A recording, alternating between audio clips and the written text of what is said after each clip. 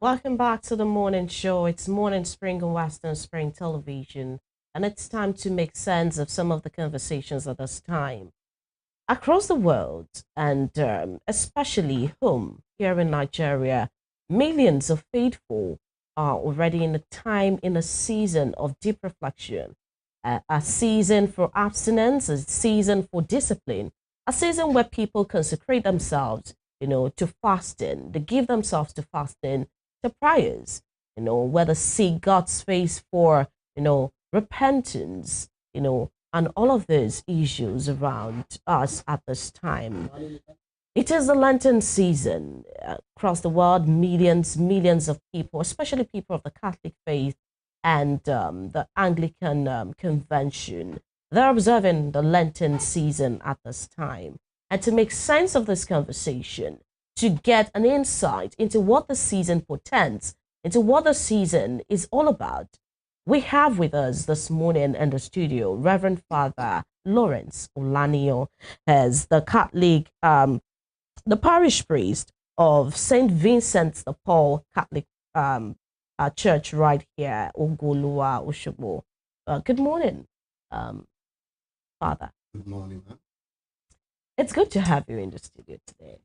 The Lent began yesterday, and fortunately enough, it coincides with Ramadan as well, but started on the same day. Let us know what Lent, is the significance of Lent to Catholic faithful and to Christians as a whole. Lent is a 40 days journey that starts with the Ash Wednesday and ends before Easter.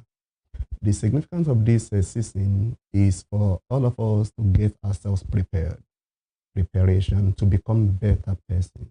We have to engage ourselves in certain exercises that we bring about spiritual upliftment and even changes in character, because that is the most important thing.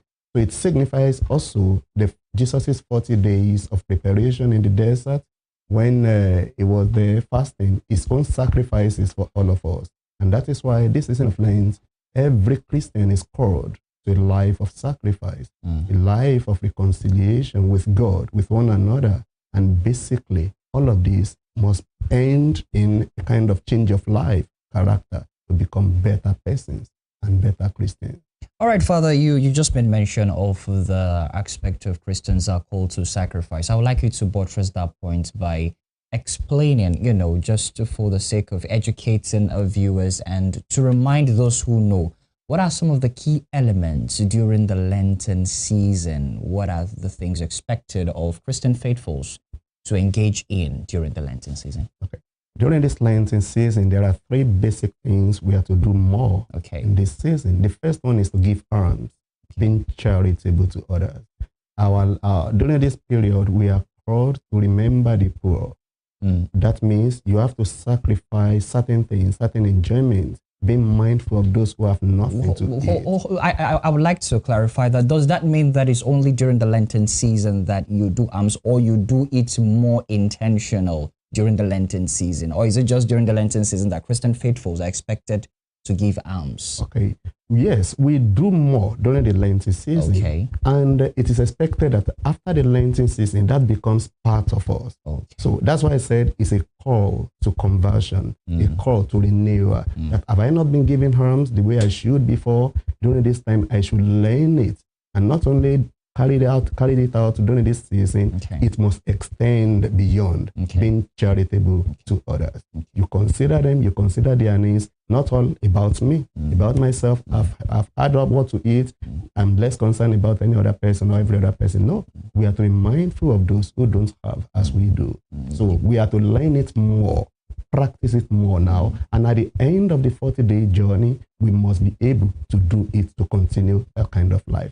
That is why I said, the aim of the Lenten season is to become better persons. All right, you mentioned aspects of sacrifice. You said there are three elements. Yes, I've spoken about thanksgiving. Yeah. The other one is fasting. Okay. When you fast, a kind of mortification. You deprive yourself of certain enjoyment. For example, in the Catholic world, we believe that when you fast, you are not to keep that food you didn't eat till afternoon or supper. You are to give it out. Yeah, your fasting is to feed others. You are sacrificing certain things to make others enjoy. For example, you used to wear the hair of about 100,000, 50,000. During this time, you may decide to just go on natural hairstyle and give the money to the poor. So whatever you fast from must be given to people who need it. That is why for us, for example, in this diocese, Catholic Diocese of Osogbo, we speak of kolo. That, for example, I spend 500 naira or 1,000 naira on my breakfast. Now I want to skip it. I must keep that 1,000 naira in kolo so that at the end of the Lenten season, I should be able to give that to people, whatever I've been able to realize. So your fasting should help you to help others or make you to help others. The third one is the aspect of prayer. Okay. That is the spiritual part of it, that you have to pray more during this time. And we know prayer is communicating with God, communication with God. You talk with your God, the better. And during this time, your prayer should not be kind of a selfish kind of prayer. It must be prayer of intercession more. Interceding for the people around you, interceding for our land, because we fast to make our land better as well. We pray for the country, we pray for the land, we pray for those who cannot even pray for themselves. We pray for those who need our prayers around us. So almsgiving, prayer, and fasting, these are the three key elements of this season. All right, Father, there has been, this thing about, you talked about it just now about, consecration and not doing some things that you used to do, or intensifying some things that you had been doing, some, very good habits. But some Christians give up some habits during the Lenten season. And I'd like to ask her, how can you differentiate that particular action from hypocrisy? More like it's the Lenten season. Some people get closer to God. Some people pray more. People who have not been fasting before the fast at that time. Does this how should it transcend? How do people see it? I mean, the mindset of people, being wired to this Lenten season. Yes, it's about consecration, but how does it transcend, this Lenten season to other days of a Christian's life? Such that Christians are not, giving up or giving away habits, just for Lent. And at the end of Lent, they pick it up again. Okay, thank you. I have said something similar to that. And there's this popular joke we used to crack that somebody was going and somebody offended him. And he said, if not for the fact that I'm fasting, you will have seen later. And after the whole fasting, he went back to it. That is not the right way of fasting. Whatever we are able to give up now must be part of us. Whatever bad habits we are able to give us. So that is why it's a moment of learning, of practicing. And when you learn, it becomes part of you. If you go to school and school doesn't go through you, you are a failure at the end of the day. If you're able to practice piety, for example, you're able to practice almsgiving, for example, that must become part of you, not just for this season. If that doesn't become part of you, you have not had the correct fasting at that point in time. You have not learned it the right way. And also, if you are able to give, for example, give up certain things, it must become part of you. You give it up perpetually. So for us in the Catholic world, whatever we learn, whether in good way or what we learn to do or what we learn not to do during these 40 days, must become part of us. Anything less is not expected of any Christian. All right, the Ash Wednesday launched or ushered the Catholic faithful into Lent. What's the significance of the Ash Wednesday? Well, every journey has a beginning, and Ash Wednesday happens to be the beginning of the Lenten season. And on that particular day, we are marked with ashes, reminding us of human mortality. That, of course, we are nothing. We come from the dust. We are going to return to the dust. With that understanding, we are to begin the journey that I am nothing. What are those things I'm arrogant about my humility? Since I know I am nothing, I must humble myself. Since I know I am nothing, I am from the dust and I will return to the dust. What are those things that will make me to get back to God? So that day, we use it to remind us of our nothingness, that we are nobody. We are nothing but ashes. We are nothing but dust. So that is the significance, that we are marking it, telling people who we are. We are nothing. So therefore, we must work harder to be connected with God, to be mindful of others, to let go of our arrogance and our pride and all of that, so that we can be able to know God better. Well, Father, when you were explaining the other time, joining with the question on significance, you made mention of those elements, which is almsgiving, fasting, and prayers. And the prayer is not about yourself. You intercede for others, which brings everything into an act of sacrifice, because when you're giving alms, is sacrifice. Yes. When you are fasting, you said the food will even be given out to others, which is also sacrifice. The same thing applies to the third element you mentioned, interceding for others, because humans are known to be rational beings. But now this time around, you're not expected to be praying for yourself alone, but for others. And the question I would like to ask is, what is there a deeper meaning to the sacrifice that is all covered up in this main three key elements? Is there a deeper meaning to the sacrifices in the period of Lent? Well, Jesus sacrificed himself for us. That is why he was able to save us. And at the end of the journey, he had his reward. He was lifted up and able to regain his own place at the right hand of the Father. When you sacrifice the reward, you begin to have it from this world. And even beyond eternally, eternal life is sure. So when what we are called to do is to sacrifice it all. Jesus sacrificed everything until he had nothing more to give other than his life. That is the kind of life we are called. At the background of the sacrifice, there are rewards. So the aim of the sacrifice is that we are emulating our master, who is Jesus Christ.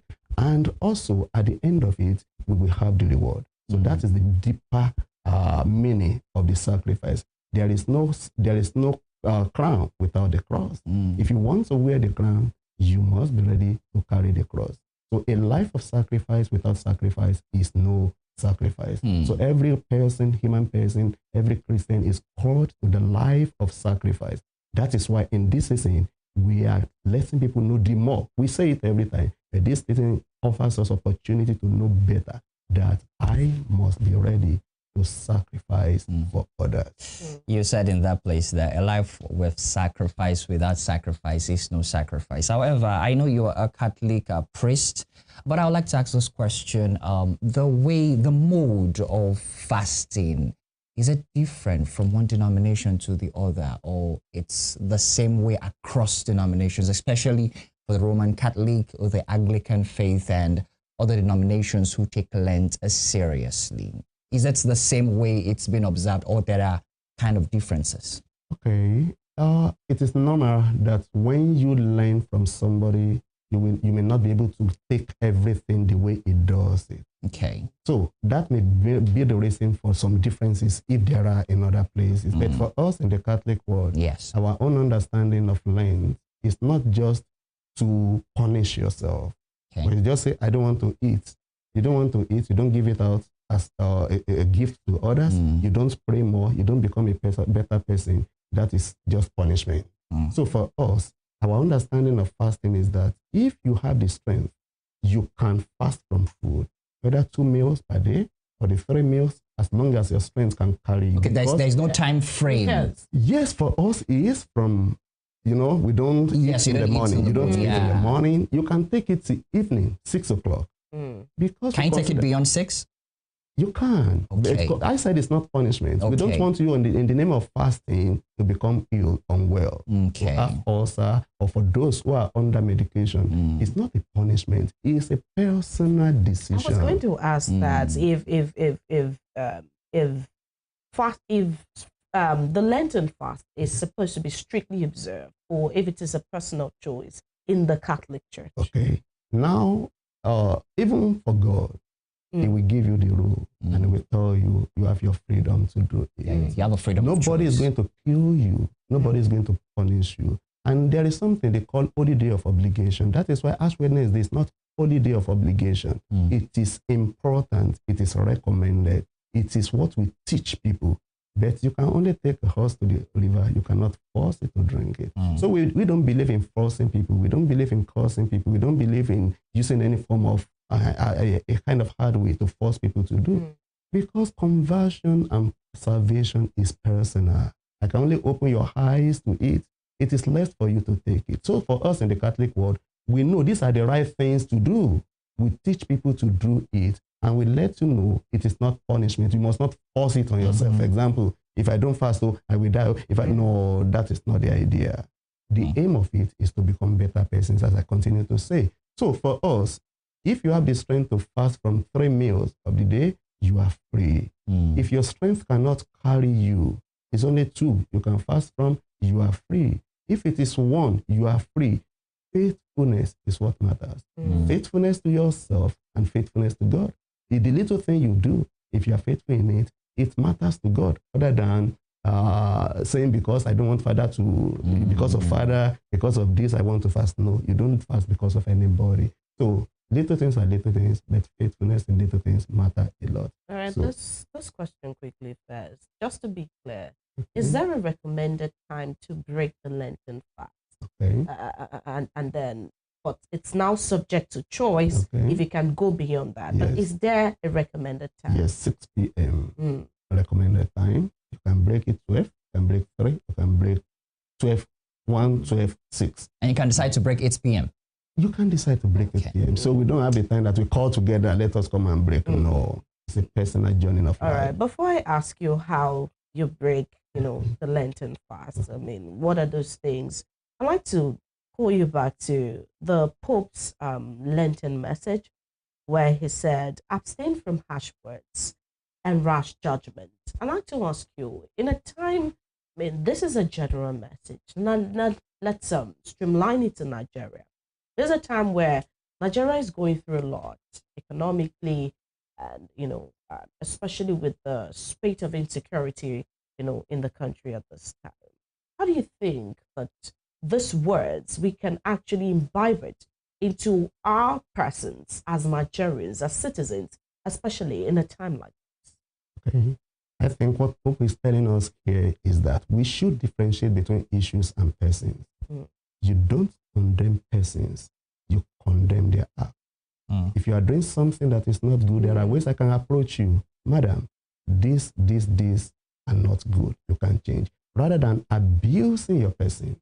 So in addressing our people, the government officials and all of that, we must not condemn them as persons, human persons. We must condemn their act and stand against the evil they do. So in doing that, I must be able to differentiate, respect your personality, and also condemn what you are doing at the same time. If I'm able to differentiate between your person and your act, you may love me the more, rather than coming down on you and using harsh words that will be demoralizing, derogatory words about you, not about your actions. I'm free to condemn your actions, but condemning your personality is not a good thing. But is this really effective, especially with Nigerians who are viewed as even more stubborn than the average other human person? Is this effective, especially with the consistent bad leadership that we've had over the years? As really, you speak with harsh words, they don't even see you, they don't hear you. Is that really effective in today's world in Nigeria? Okay, thank you. You just said something. You speak with harsh words, they don't hear you. If you have been condemning them over the year and they don't hear you, why can't you show them love more? Moving closer to them and let them see why you don't like what they are doing. The language of love is stronger than that of hatred. If I come to you with a mind of hatred, you won't listen to me. Before I can change you, I must become your friend. I must show you love. You must respect me. You must agree with me before I can change you. So using harsh words of hatred cannot change things, but rather we must find a way of getting closer to them, showing them that love, that they matter. We love your personalities, we love you as a human being, but this and this and this are not good. So for the church, even for God, the language of love is the best language that we can use to change the world. No matter how hardened they are, if all of us today can decide to go through using the language of love, things will go better. Things will move better. You said it all. We have been using harsh words. No result. Why can't we change and use that language of love to see if things can get better?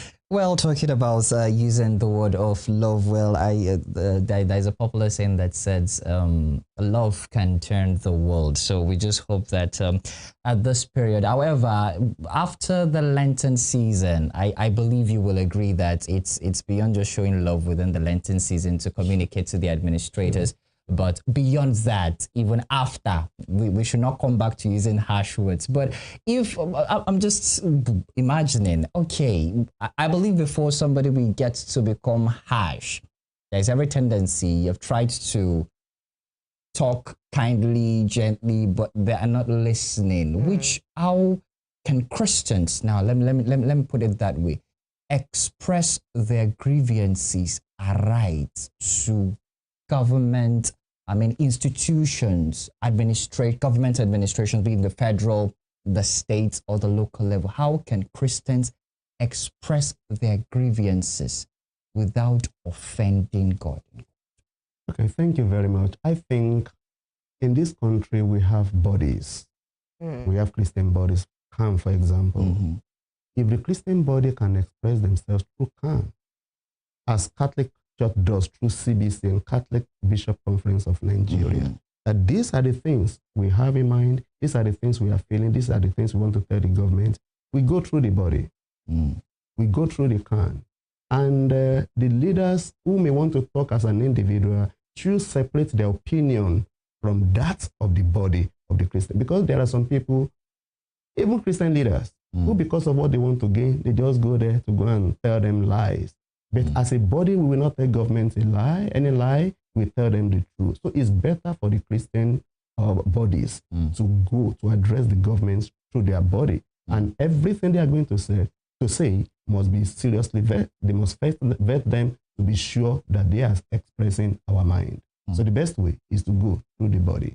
All right. CAN, CBCN, or the higher body. All right, quickly coming back to the practice in the Lenten season. You talked about breaking a fast. My colleague asked that question regarding the normal, the prescribed time to break fast, and you said 6 o'clock. However, you can do before or after. However, for persons who, on health grounds, cannot even fast at all, is it possible to observe Lent while you can't do away with food? And the question, I believe you're getting my angle of, like, there is no way you can skip morning, your breakfast, lunch, and dinner. Can you still participate in the Lent? I said before that Lent or Lenten season is not a period to punish people. People who are unwell, God knows. God knows. Even there are many other situations that may make one not be able to fast from food. God knows. That is why I said it is not punishment. Also, I said, when you're during this Lenten season, it's not about fasting from food. Okay. You fast from a lot of characters that are not good. They can participate in that. Prayer. They can offer even their own body, use their own situation to offer in sacrifice to God by being devoted to the life of prayer. Even the sick bed.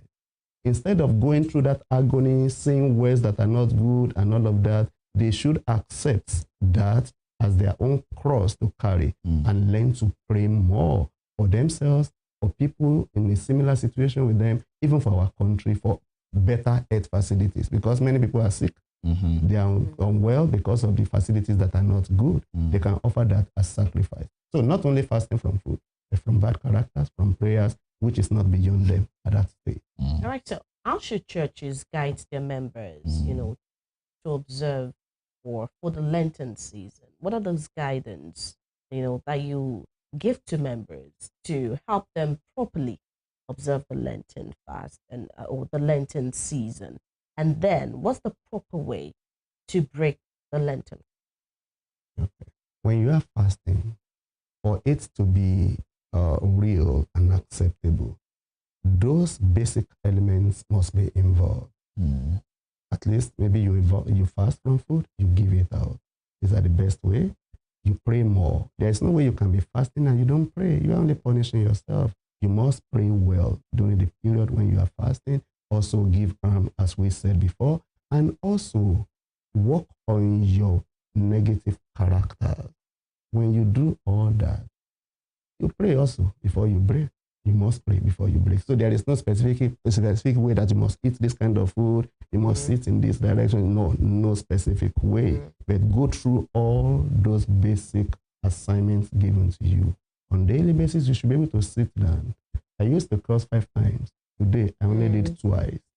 That is an improvement. Or I did 3 times. That's an improvement. See, you are able to tell yourself, I've overcome that. And that should extend before until even after the Lenten season. So these are the basic things you have to do. And when you do that, you can break it the way you like. You can drink water.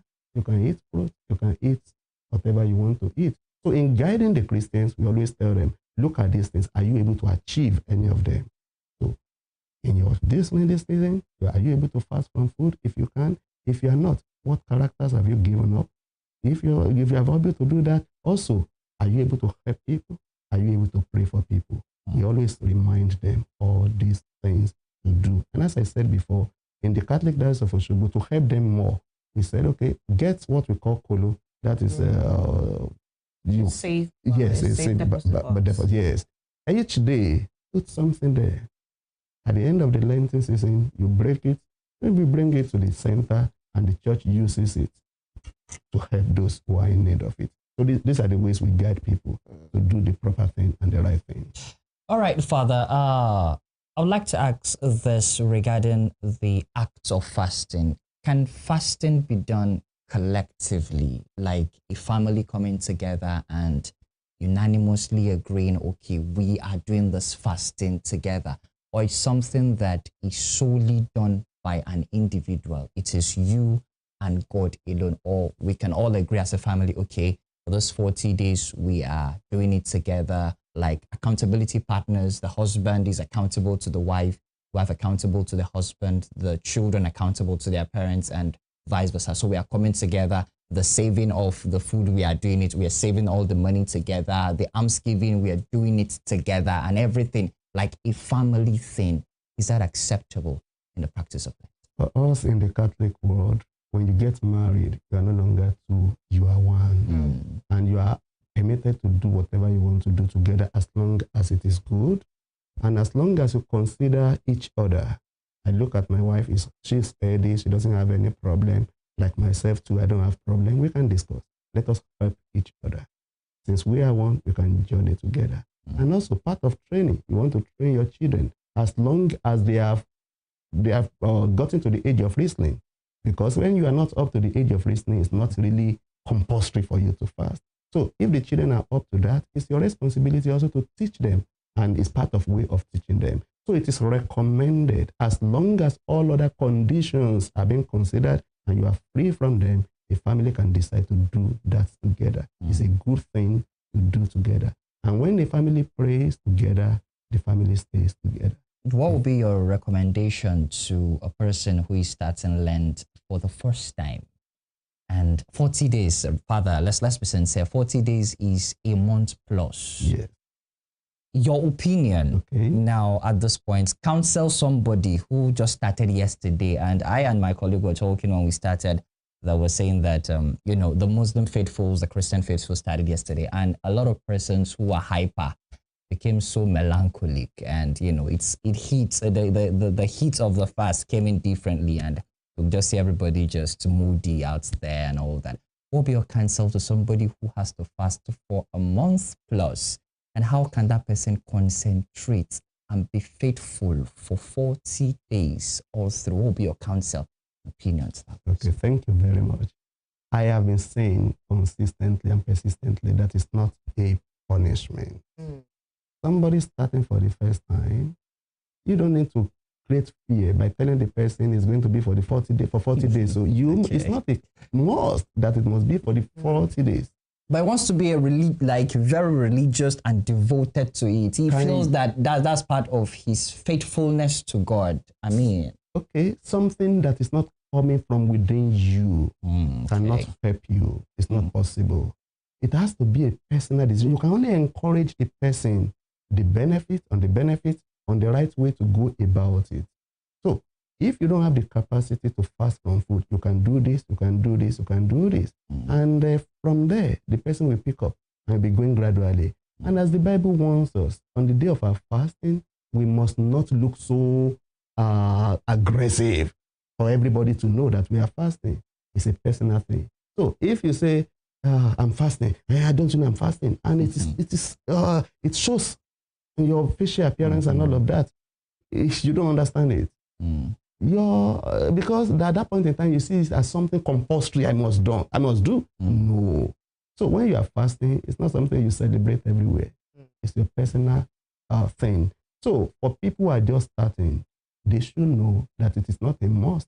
They must fast from food throughout the day. They must fast from this. There are many other things they can fast from. For example, somebody who drinks to stupor, they decide that this 40 days of Lenten season will help me to overcome this habit. You begin, first day, you say, I will not drink at all. I will not drink at all. At the end of the day, you find yourself taking 5 bottles. You have not committed sin. You are on a journey to overcome certain habits that have become part of you for a long time. It's not one day. It's not automatic. So it's not automatic. You have to begin to practice and practice and practice until you are able to overcome. But the thing is that at the end of the day, you assess yourself. Did I improve? Is there any improvement in my life? You continue the following day. You continue the third day. If you are faithful to yourself and it's something coming from your mind, you'll be able to journey that way and get to the peak you want to get to. So for somebody coming in, do not panic. Do not be afraid that how can I cope? Not taking 3 meals. You can take 1. You can take 2. Also, look at the habits, the character that are not good in your life. Try to work on them, overcome them. Or maybe you have been so stingy. This time learn to give to the people so that you will sacrifice something for the good of others. So when you're fasting, do not frown your face. Be calm. Be good, right. Be gentle.